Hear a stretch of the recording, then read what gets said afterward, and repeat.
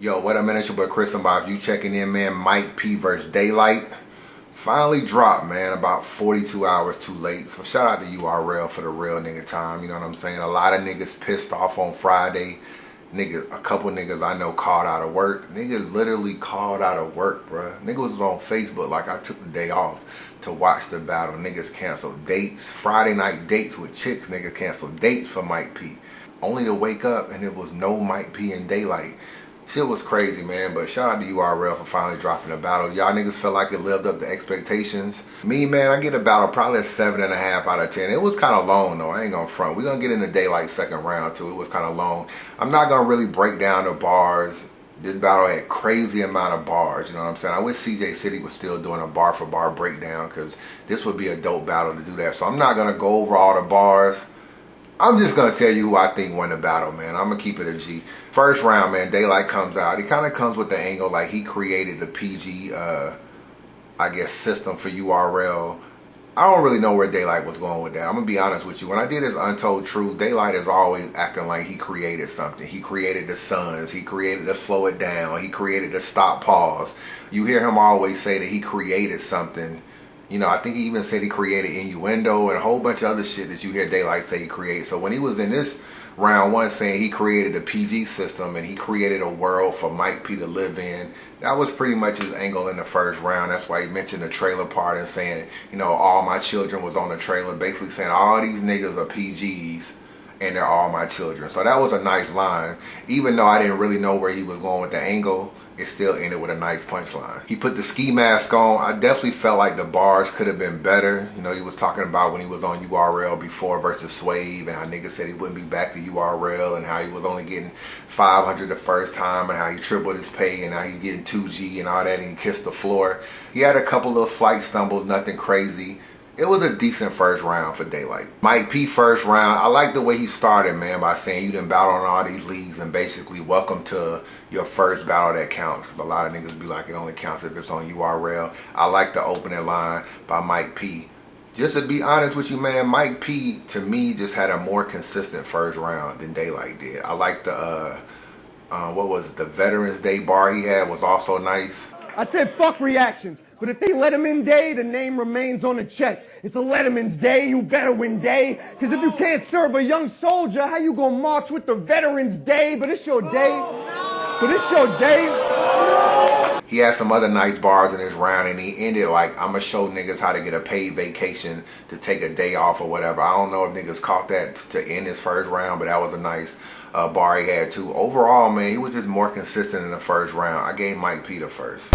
Round two, Daylyt had a nice second round, man. I think we could have appreciated it more if the crowd would have actually let him get through his round. His round was 10 minutes long, which seemed to be way too drawn out and kind of made it just seemed like it was just way too long to be appreciated. But if you just actually would have let him rap, it probably would have been about 6 minutes long and you would have realized that he had a lot of nice schemes in there. He had obviously the reptile Cobra scheme. He had I think he had like a little Mason scheme. He was talking about shopping and clothes. He was talking about squares. He had schemes around all those things. And at the end of the day, it was just too much for Mike P's second round. And Mike P had a good second round, but his second round was just not going to be fucking with Daylyt. When he started the second round by saying, I need y'all to quiet down, we coming to rap, you kind of knew Daylyt was just going to take it to a next level. And that's what he did in that second round. Dope second round by Daylyt. Even the way he ended with, I got something for both parties, I'm diverse or whatever, so you can die for my verse and I'm diverse, I got something for both parties. Just clever play on words from Daylyt, man. Dope second round from Daylyt. Mike P second round, he came with an angle, but I don't really think he executed right. He started off how Daylyt loses on purpose and how he belongs to a fake Lux and B Dot. He had that particular part of the round. He started talking about Lux, even rapping like Lux. You can kind of tell where he was going by basically saying how you gonna, you know, how you gonna want to battle Lux when you can't even beat the fake Lux, and how you lose on purpose and then say you the GOAT. He just didn't execute it right at the end of the day, and it just wasn't enough to match Daylyt's second round. I got Daylyt winning round two. Daylyt third round, he really played on Mike P's real name. If you're on Facebook and shit, you already know it's Mike Police with a U instead of an O. And that's why he had the line by saying, oh, you can see there's a difference, switching out the O for the U. That was definitely a fire line. Mike Police. Bro, are you seeing the mission? And he said it's not P-O-L-I-C-E is P-U-L-I-C-E. Oh, you think it's a difference. After that, he had more police name flips, which was kind of nice, you know what I'm saying? He also had the Street Fighter scheme, which was similar to what Mike P did when he battled Tink, but I also felt like his shit was more intricate. And I think he had a better Street Fighter scheme than Mike P. Overall, Daylyt had a good third round too. Mike P's third round, obviously he had the bar from the trailer that niggas was going crazy over when the trailer got released. The 4-4 low, like my credit. That was definitely a fire line. One of the best lines I heard this year, to keep it real with you. And the way they set it up in the trailer was dope with the beat and everything.